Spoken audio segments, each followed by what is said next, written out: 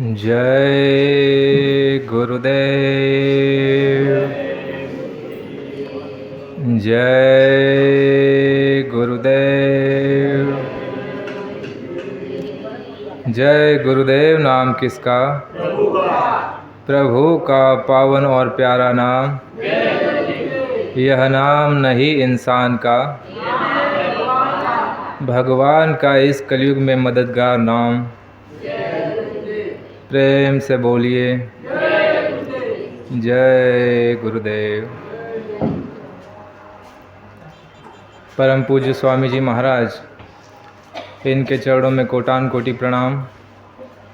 उपस्थित सभी सत्संगी धर्म प्रेमी माता भाई बहनें एवं इस आवाज़ को सुन रहे सभी नर नारी धर्म प्रेमियों, आप सभी को सादर जय गुरुदेव। सत्संगी धर्म प्रेमियों, नानक साहब हुए हैं नानक साहब, शब्द भेदी महात्मा। उनका एक वचन है, यह जो रचना हुई है इसके विस्तार में उन्होंने वह वचन कहे हुए हैं कि रचना कैसे हुई है और ये आप जो सब कुछ देख रहे हो इसका आधार क्या है। ये बहुत बड़ी चीज़ है, तो हम बारी बारी समझने का प्रयास करेंगे, तभी हमको पता चलेगा कि हमारे झोली में गुरु महाराज ने क्या दिया है। जिसको हम कांच का टुकड़ा समझ रहे हैं उसकी कद्र हमको हो जाएगी। आप वचनों पर बड़े ध्यान से मन बुद्धि और चित्त को लगा करके इन शब्दों को आप सुनिए और इस पर मंथन और विचार जरूर करिएगा। जय गुरुदेव। नानक साहब ने कहा है कि शब्द धरती शब्द आकाशा, शब्द धरती शब्द आकाशा और शब्द शब्द किया प्रकाशा। यह नानक साहब की वाणी है। अब ये शब्द है क्या? तो स्वामी जी महाराज ने बताया सत्संग के दौरान कि कलयुग के भीतर जो है ये साधना बदल गई है।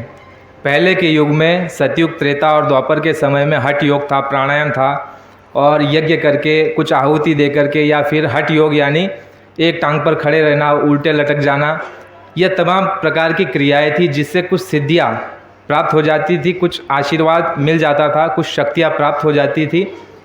यह विषय तीनों काल में था। तो स्वामी जी महाराज ने कहा कि कलयुग के समय यानी इसको खारिज कर दिया पीछे के विधान को, और कलयुग का विधान जो है ये अलग है।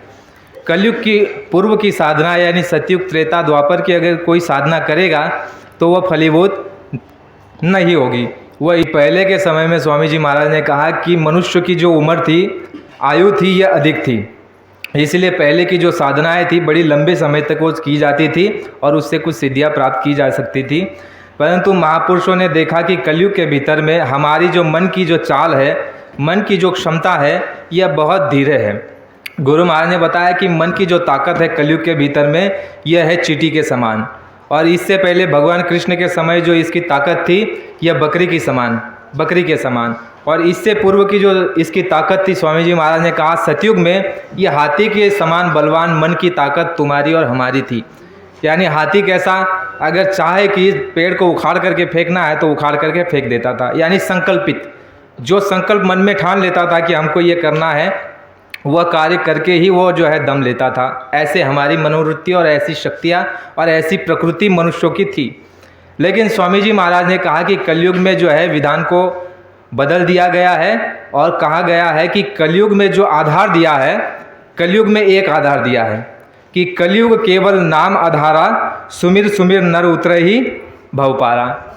गुरु महाराज ने कहा कि कलयुग में जो आधार आपको अपनी आत्मगति प्राप्त करने के लिए, अपने आप को जानने के लिए, प्रभु प्राप्ति के लिए, अपने मन को, मनोबल को बढ़ाने के लिए और अपने जीवन को सार्थक बनाने के लिए, मालिक की रचना के भेद को जानने के लिए, और तुम किस तरह से आए और कैसे जाओगे, ये सारे रहस्य को खोलने के लिए और आपकी सद्गति के लिए गुरु महाराज ने कहा कि आपको आधार लेना पड़ेगा। वो कौन सा आधार?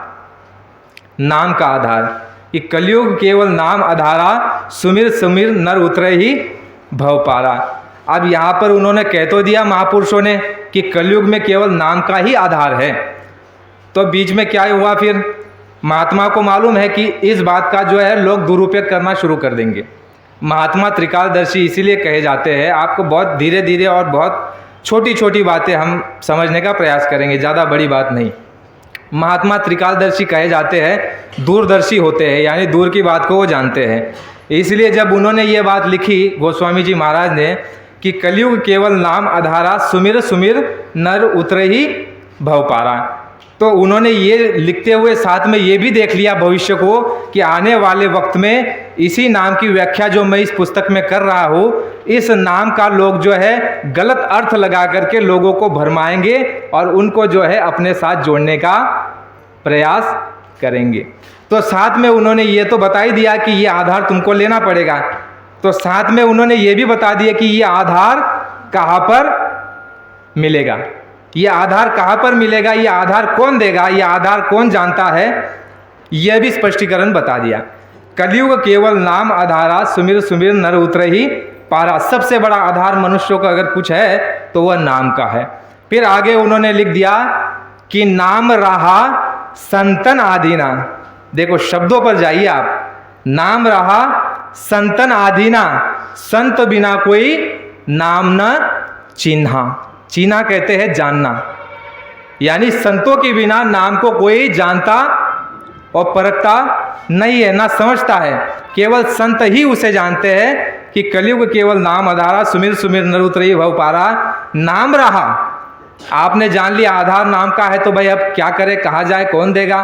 तो उन्होंने आगे वो भी स्पष्टीकरण कर दिया कि नाम रहा संतन आदीना, संत बिना कोई नाम न चीन्हा। जब ये बात हमको पता चल गई कि नाम का आधार सबसे बड़ी चीज़, दूसरी बड़ी चीज़ हमको ये मालूम पड़ गई कि महात्माओं के पास ये मिलेगा, संतों के पास, तो जो उन्होंने देखा आगे की भविष्यवाणी त्रिकालदर्शी अपने शिव नेत्र से, वही बातें हमको आपको देखने को मिली इन 700 वर्षों के बीच में।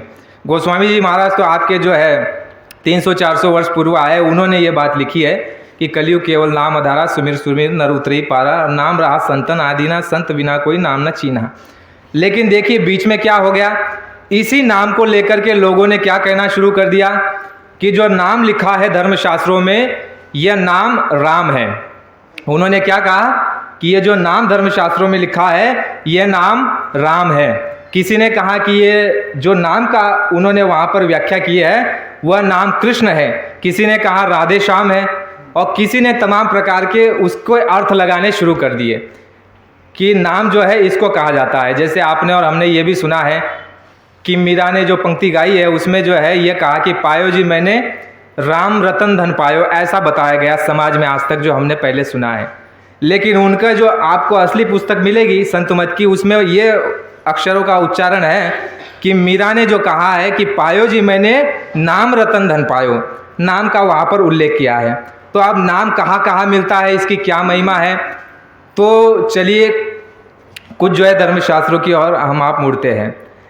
एक महापुरुष है राधा स्वामी पंथ में, उन्होंने कहा है कि शब्द भेदी गुरु न होवे, सो गुरु झूठी गुरुवाई लेवे।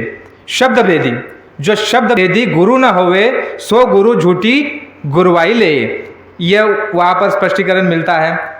इसी तरह आप जो है चलिए कुछ शास्त्रों में हम आप जो है इसको और समझने का प्रयास करते हैं कि नाम किसको किसको कहते हैं। स्वामी जी महाराज ने कहा कि नाम जो है दो तरह का होता है, एक ध्वन्यात्मक नाम और एक वर्णात्मक नाम। स्वामी जी